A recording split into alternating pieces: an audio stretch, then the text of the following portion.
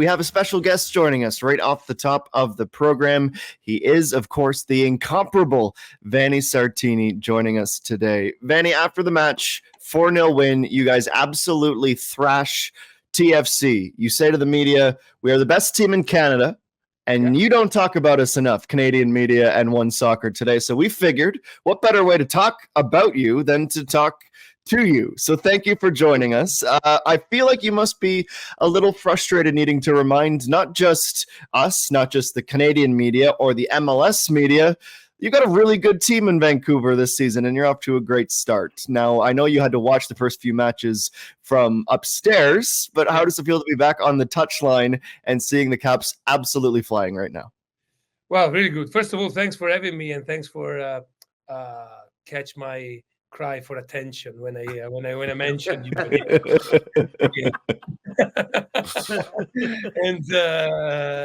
it's like when you send a text that is kind of like to a girl that you like. Yeah, it's a lot that we don't talk. Maybe we can.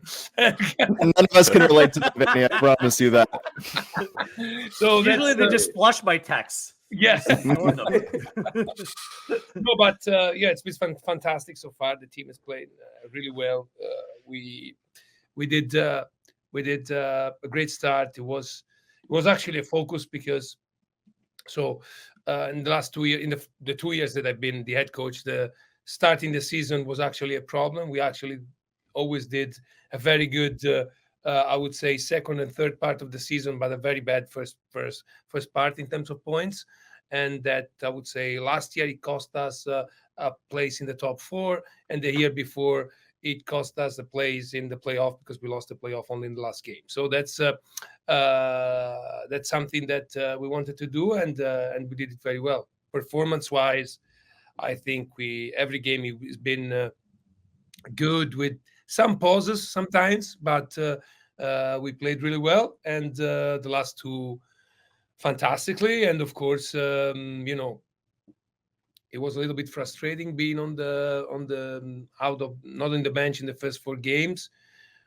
But I think that was one of the reasons why also we started extremely well. The fact that we knew that I couldn't be there and help the team from the bench forced me to be even more, I would say, working more with the staff and make them more prepared to manage a game. That, by the way, Mike D'Agostino did fantastically. The force us to work with the player and be even more, I would say, deep in the details that everyone need to know what to do in order to be ready to go, even with me telling what to do from the sideline. So everything happens for a reason. So I'm an optimist, and even those 4 games happens for that. So. But I will be back, by the way. I mean, these are exceptionally exciting times in Vancouver. 50th anniversary season. Season ticket subscriptions are sold out. There's a buzz around this team, Vanni. And I think that we've all seen this piece together, the team gradually improving, adding pieces to a point now where we've acknowledged we believe that your team is a firm contender here in Major League Soccer. Yet that isn't always the consensus about Canadian teams playing in an American league. Do you think you need to go above and beyond to do something special to garner that respect, to get that attention that some may feel are required for the club to take the next step? What do you think about that? Yeah. I think so. I think so. But I think it's normal in a way. At the end, the MLS, it's an American league, and the product is American, and probably 90% of the fans are American. So, the league in terms of communication and promote sometimes what is, again, at the end, it's a commercial entity, and they're trying to promote what they're trying to do. Like, I'll give you an example that doesn't, I would say, it's not about that. So I can be even without bias. Like, they went crazy last year for how Columbus was playing and call it this Nancy ball with Wilfred. But Wilfred was doing the same when he was in Montreal, and he didn't have the same recognition when he was in Montreal. So that's a little bit of that's just a nugget of an example that we need to go above and beyond. The other thing is that we know that we're doing well, but we are not the shiniest team because we don't have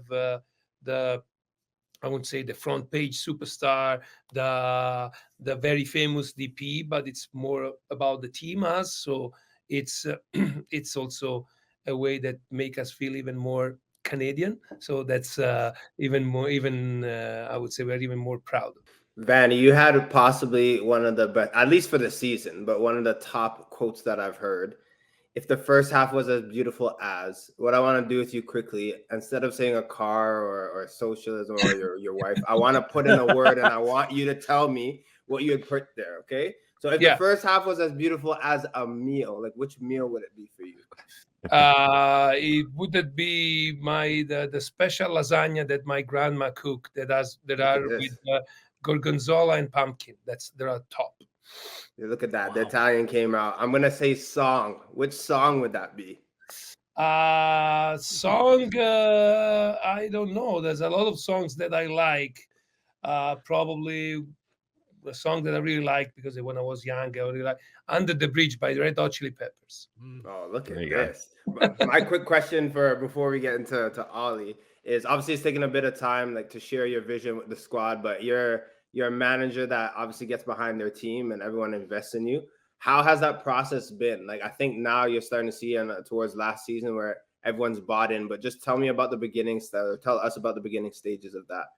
Well, the beginning stage, of course, are always different because with some player there's an immediate buy-in, boom, and I can tell you with players that Brian White, when I got into the team and asked him to do something, it was immediate, like a click that it was immediate, like with Ryan Gold, the same.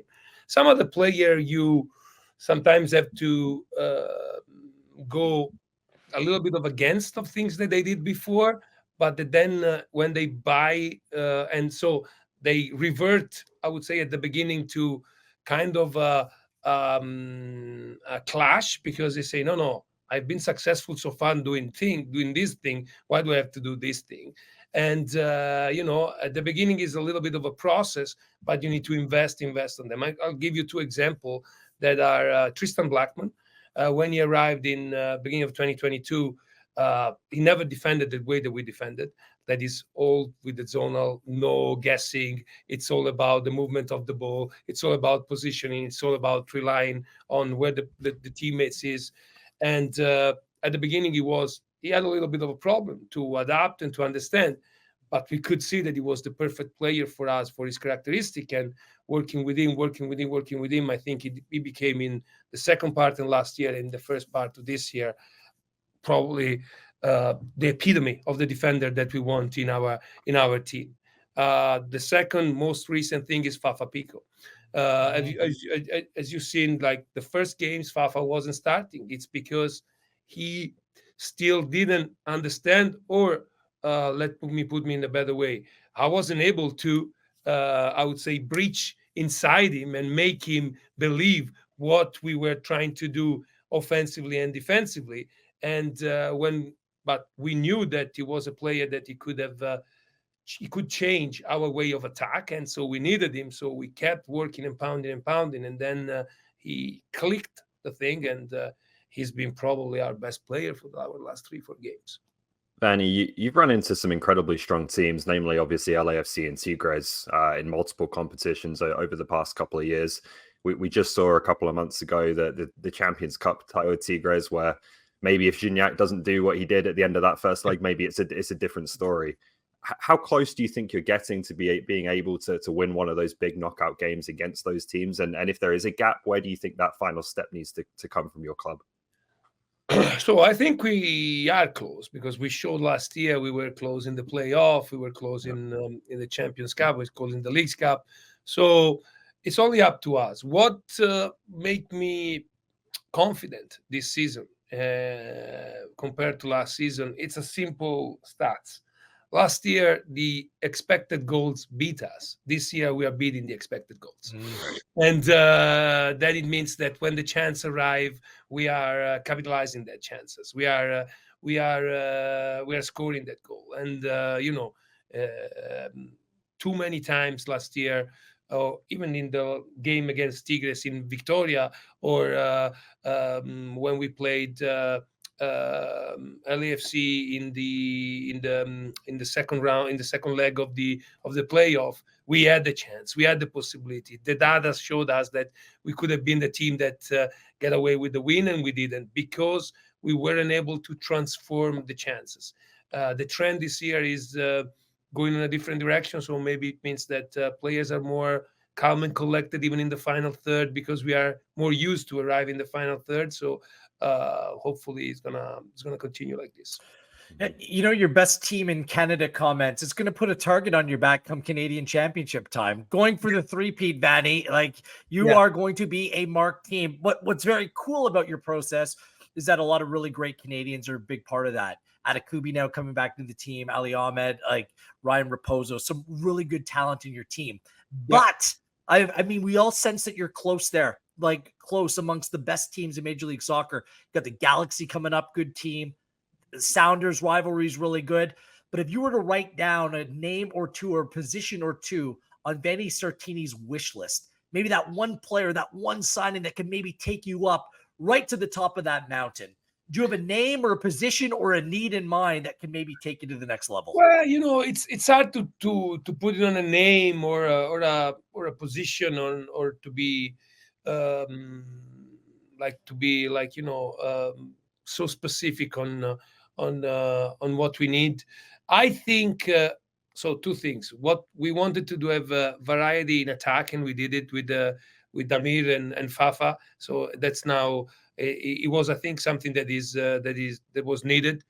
I think we need probably maybe another piece to have variety on the flanks. That's like we have a lot of guys that can play inside and outside.